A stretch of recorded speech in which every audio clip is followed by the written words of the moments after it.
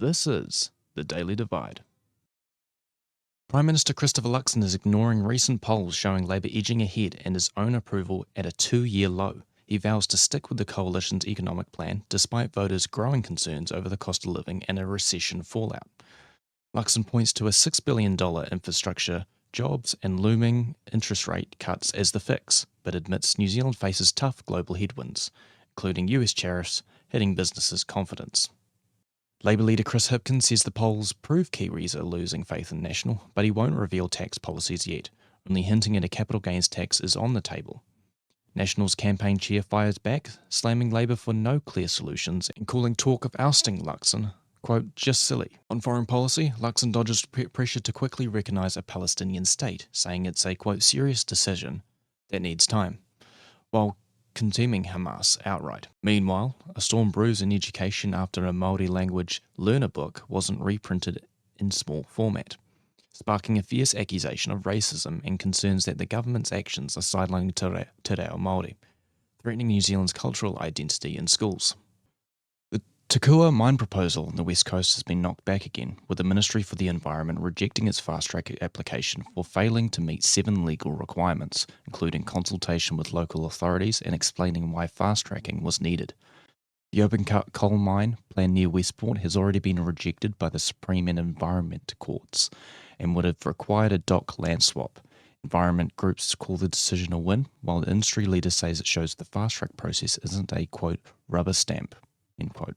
Meanwhile, the Green Building Council says replacing gas heaters with heat pumps could save New Zealanders $1.5 billion a year and free up dwindling gas supplies for industry.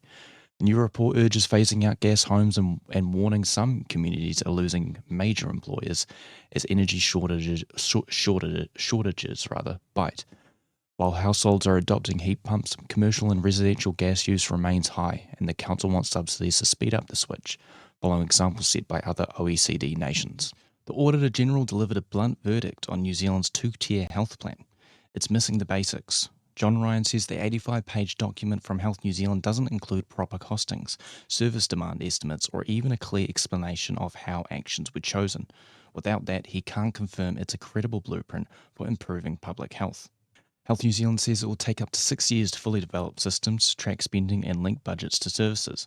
The 2024-27 plan aims to improve timely access to quality care, protect frontline services, and recover from a 2024 financial meltdown that saw a $1.7 billion deficit, now just cut over $1 billion. New procurement and budgeting systems are in place with a goal to break even by 2026-27.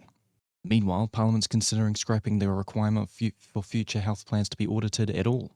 Auckland mayoral candidate Karen Leone says she's been removing campaign signage from her vehicle after being abused while putting up signage in South Auckland. An incident reported to police. Leone, aiming to become the city's first Māori mayor, says public service should not come at the expense of personal safety. Says she's working with police on an action plan if further threats arise.